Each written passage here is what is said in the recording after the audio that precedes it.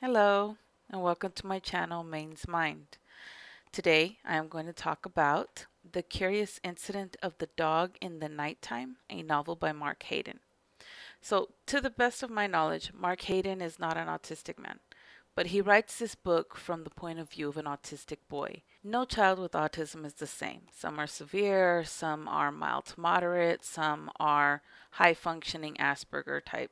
No experience is the same. They're all unique and different in their own way, but some of them have similar characteristics.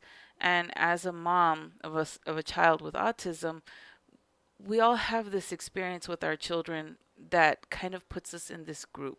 This book was actually recommended to me by a colleague who also has an older son with autism. So this review is going to have spoilers. If you have not read this book, go ahead and pause, go read it, and come back. This book starts off with our main character, Christopher John Francis Boone, finding a dog, a poodle particularly, that has been stabbed to death in the front yard. And he's like kind of confused as to why somebody would hurt this dog, who killed it. And so the owner of the dog comes out and thinks he did it. They call the police, and the policemen come up, and they're asking him, did you kill this dog? And he's like, no. Did you find it? Yeah. Where were you? What are you doing here? I was coming to see the dog. So he's just very matter of fact in the way he answers them. Most children with autism, not all of them, but a lot of them, don't like to be touched. And one of the things this officer does is he touches him, which sends him into a panic, and so he hits the officer. So of course he gets arrested. When he's in jail, and see, he gets arrested, but he's like he's like excited. He's like, "Oh, but I got in the police car because I like to get in the police car. I like policemen."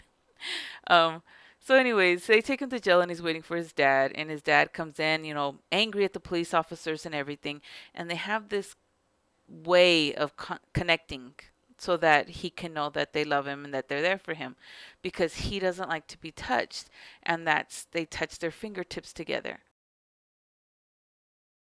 And for him, that's his hug from his mom and dad. I thought that was fantastic. He gets it in his head that he is going to solve this mystery. He is going to be a detective, and he is going to solve the mystery of who killed the dog. He begins the investigation to find out who killed Wellington. The dog's name was Wellington. The father is kind of upset with him. He's telling him, "You don't need to be doing that. You need to stay out of other people's business. Mind your business. Don't be doing this investigation." But he wants to write this book, and his teacher's telling him, "You should write books." And so he's doing this investigation, but he rationalizes throughout this book like, Dad said I can't do this, but I'm not really doing that if I'm just talking to this person, or if I just came over for a visit. Little things like that. He trusts his dad. He believes his dad, and he respects his dad, but at the same time, he really wants to find out who killed Wellington. As he's doing his investigation, he starts discovering things. He starts learning some secrets about mom. He speaks to an older, kindly lady. She pulls him aside and says, "Your mom was seeing Mr. Shears." And he's like, "Seeing him?" And she's like, "Yeah." And he's like in a sexual way, like he kind of understands what that is. And she's like, "Well, yeah." And he's like, "Okay, I've got to go." So he puts this in his story that he's writing for school, and his teacher asks him, "Did she really tell you that? How does that make you feel?" And he's like, like, how's it supposed to make me feel? He just kind of blows it off. His dad told him his mom died. So he is very matter of fact. Mom's gone. I can't talk to her. Why would I write her a letter? Why would I try to talk to mom? She's not here anymore. Because in his mind, she died. He said the father told him the mother died of a heart attack. And he believes him. He has no reason to doubt his father. Eventually, he lets his guard down, and he leaves his book out, and his father finds it, and his father's furious with him. "Why are you doing this after I told you not to do this?" The father's like, "I told you, don't be doing this investigation. Mind your business. Why are you doing this? And he's like, it was just, it's a book for school. And him and the father get into an argument. The father ends up throwing away the book. Um, he ends up hitting his dad and kind of blacking out. And when he wakes up, when he snaps out of it, the dad's like really upset and he acts like he's going to throw the book away. He goes out there later. He realizes his dad is mad, but he doesn't want to get rid of all his research that he's done. So he goes out there and he looks in the trash can. Well, when he looks in the trash can, he realizes it's not there anymore and it's too soon for the trash people to come to pick it up. So he starts looking around the house and he gets to his dad's room. He's like, well, I'm not supposed to be in my dad's room, but, it's for my investigation. I can do this. It's for a good reason. He rationalizes, it's for a good reason. He's trying to solve a murder. And so he goes in there and he starts fishing around his dad's room and he finds his book. But along with it, he also finds this large collection of letters and they're addressed to him. And one of the things that I thought was really neat about this book is the way he, let me see if I can find it. He adds these charts and the writing, like, when he's finding these letters, he's like, these letters are written like the only person that I know to write them. And if you see here, it's showing the letters like handwriting. And he says, the only person I know of who does that is Mom, and at first he doesn't want to read them. In his mind, he's thinking, Dad wouldn't lie to me. These letters had to have come before, but he starts, pulling these letters out little by little to read them in his room. And as he's reading them, he's realizing that his mom's not dead. His mom's just in another town. And this kind of surprises him because his dad lied to him. His dad doesn't lie, he says.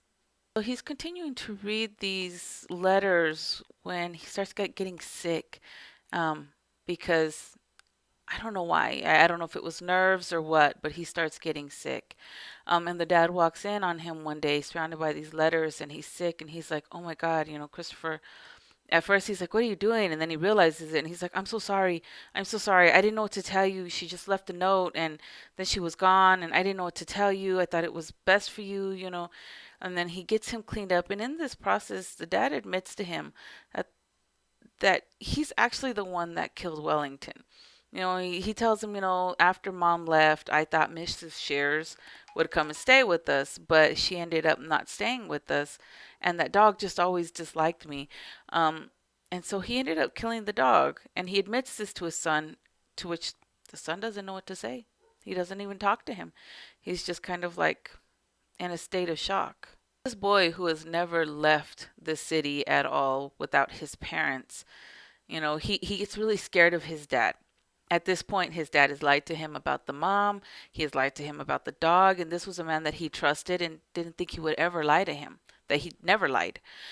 So he's like scared. He goes and hides in a storage shed until his dad leaves. And at this point, the dad's running around everywhere in a panic because he can't find his son. He waits until he's gone. And then he goes in and he steals his card and he takes off and he catches a bus. Now, this little trip kind of gave me a heart attack, because I can't imagine my own child trying to take this big trip without me or somebody there to help guide him through the times that he's really uncomfortable or scared, especially in a new territory. But in this particular case, the boy manages to get money out with the help of a police officer. The police officer helps him get a bus ticket. And bear in mind, the police officer doesn't know this situation. He just knows he sees a guy who looks confused at the train station and he's trying to help him out. Well, eventually Christopher gets on this train and the dad's able to notify the police and the policeman ends up on the train with him. And he's like, you got to come with me, buddy. Your dad's looking for you. Well, then the train takes off. So Christopher, instead of being a good boy and staying with this police officer, is like, nope, I'm not going back to Dad. He's going to end up killing me. He's a liar. And so he goes and he hides on the train so that they can't find him until he gets to London and he kind of gets out and realizes he's in London. But when he gets to the train station, there's so much noise and there's so many people, and he's so overwhelmed that he ends up sitting there for a really long time before he's able to snap out of it. And one of the things I thought was kind of funny is he took his pet rat. His pet rat was named Toby. He didn't want to leave Toby at the house with Dad. He tried to leave it with a babysitter or a sitter, but the lady was like, "Does your dad know that you're going out of town? Perhaps you should come in and sit down and let's talk to your dad." And he's like, "No, not having it," right? So he took his pet rat with him. This part gave me a heart attack because the rat escapes from his pocket, goes on the train tracks, and this boy, and these are like subway trains, I'm assuming. At least that's the image that popped in my mind. Rail trains that go underground in big cities. This boy jumps on the train tracks to chase down his rat. His rat bites him, he drops it, and the train is coming, and a bystander is just like, "Kid, guy, what are you doing? Get out of there." So he finally yanks him out of there, and he's like, "What were you doing?" And he's like, "Getting Toby." Like duh, like nothing. Well, while he's there, he runs into another lady who sees him confused and is like, "Where are you going?" And so she helps him find the right way to go to get there to his mom's new apartment. And when he gets to his mom's new apartment, his mom is there. And that's when the mom discovers that the father told him that had died. And she's like, "That bastard." And she's with her new boyfriend, who is the ex-husband of the woman the father was seeing. I don't know if that makes sense. But so she's with him, and this guy's like, "Oh, gee, great. Don't tell me, he's around here." And he's kind of just like kind of a jerk. But anyway, so she takes her son in, and she's like, "He can stay here as long as he wants." And the boyfriend doesn't really seem too happy about that. And eventually gets to where he's like busting in the room telling the boy, "You happy now? You see what, kind of just not okay," and fighting with her. So she goes and she packs her son up and she's like, "We're going home." And he's like, "No, what are we going to do?" And she goes, "We're going home now or someone's going to end up getting hurt." So they steal this guy's car and drive it all the way back home. And she stays there at the house with his dad. They're yelling and fighting, and he is still not talking to his dad at this point, which is just really breaking the dad's heart. Eventually, that man comes and gets his car, and the mom moves out into a little room that is uncomfortable for Christopher because it's in a building where it's basically just him and his mom in a room, and they have to share one restroom with the entire building. And he doesn't like that, but she's like, "This is what we have to do." And eventually, little by little, with the help of the mother, he's able to mend his relationship with his father. And he hadn't spoken to his father in a really long time, but he agreed to listen to him. And the dad brings him a dog and says, "Look, I'm sorry that I lied, and I'm sorry for what I did, but I love you. I would never hurt you. This is my proof that I'm going to be better, and I'm going to do better." And so he gives him a dog. And so the little boy's like, "Well, I'm going to name him Sandy. And the dad's just so happy because his son finally spoke to him again. That's just a general outline of the story. One thing I did not like is that they make this boy kind of like a Rain Man character. He's like really, really good at math. And yes, autistic children do have like at least one talent. A lot of them have one talent that they're really good at. Some of them are really good with computers, really great at drawing. They all have their special skills. We all do.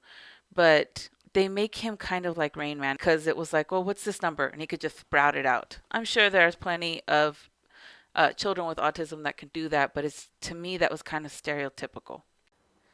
One thing that I really liked about this book is the fact that they show kind of the real side of the parenting. Um, you can't sit there and pretend to be this perfect parent and be like, "Oh, my son has autism, but we are so perfect. We do this, we do that. We never have any problems." Because as soon as you say that, every person who has a child with autism knows you're lying. Pretty much every parent who has children knows you're lying. Parenting is hard. It's hard. It's hard parenting neurotypical children. It's hard parenting atypical children, if that's what you want to call them. I mean, really, what's typical? But parenting can be really difficult. And I like in this book that they show the dad getting upset with him. They show the dad telling him, "You can't do these things. It's not okay." And that's real. And I love the mom's frustration. I don't love it in the sense that, haha, you're frustrated. I love it in the sense that it's real, it's authentic. I mean, there are parts in this book where she writes, when she's trying to write him these letters and he's reading these letters that she wrote him, and she's explaining to him, why he left. She makes sure that she tells him she just doesn't feel like a very good mom. And I mean, as an autism mom, there are plenty of times that I don't feel like a very good mom. I love my son to death, but there are times that I'm like, am I even doing this right? Am I even doing anything right? Or, God, I suck at this job. Because we just one of these moments where she's just like, she's telling him, do you remember that night we were Christmas shopping and there were just so many people and you knocked this thing down and we had to walk all the way home? And she talks about this frustration, right? And she's like, and I remember that night I just cried and cried and cried. And how many times have we done that just out of frustration or just not knowing what to do or just feeling that sense of loneliness? Oh my God, am I by myself? At least until you're able to find those connections. She talks about getting into an argument with him. And it's because she says, and then you and me had that argument. Do you remember? It was when about your supper one evening. I had cooked you something and you wouldn't eat. And you hadn't eaten for days and days and you were looking so thin. And so you started to shout and I got cross and I threw the food across the room, which I now know I shouldn't have done. And you grabbed the chopping board and you threw it and it hit my foot and it broke my toe. He was pitching a tantrum. And if you have an autistic child, they pitch tantrums. Sometimes you can learn to manage that. Sometimes you learn as a parent, you learn what works best for your child, how to move around those so that you can calm them down or do things that help them come out of it sooner. You learn over time. And eventually, if they get older, they start to learn a little bit more too. My son has been through group and everything else. So at this point, he comes and he's like, I'm very angry right now. And I'm like, that's okay. I'm very angry with you too. So that's our conversations now.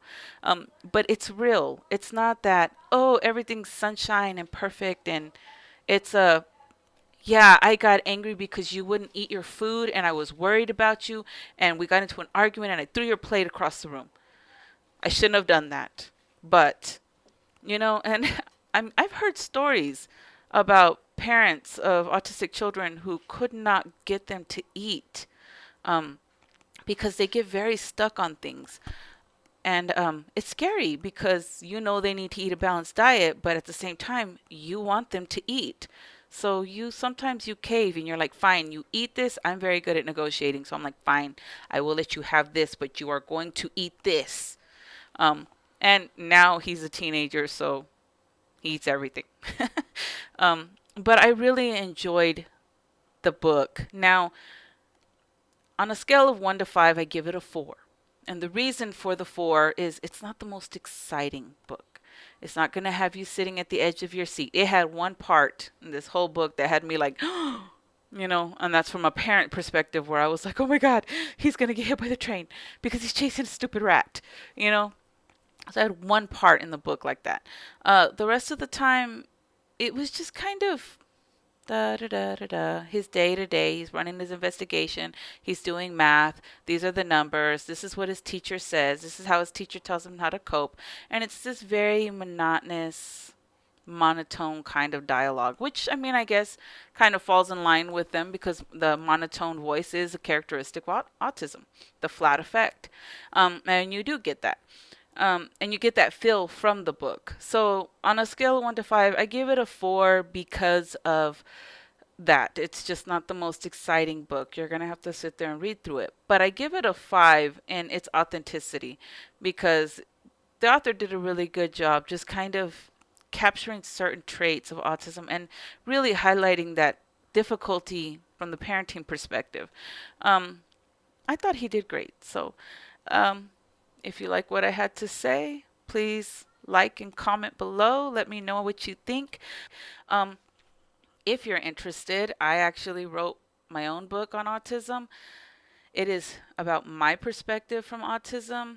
If you know anybody who's got a recently diagnosed child and is just feeling alone, This is my book. I will put a link to it down at the bottom. It's called Diagnosis Autism, Mourning and Acceptance, and that's my name down there, Shemaine Lozano Hernandez. So I will put a link below. If you ever want to read any more of my stuff, feel free to visit my blog at www.mainsmind.com. Again, like and subscribe. Don't forget to subscribe and like and comment, because I would love to hear from you all. I love hearing from other people. I want to be able to have conversations. So let me know what you think. Until next time.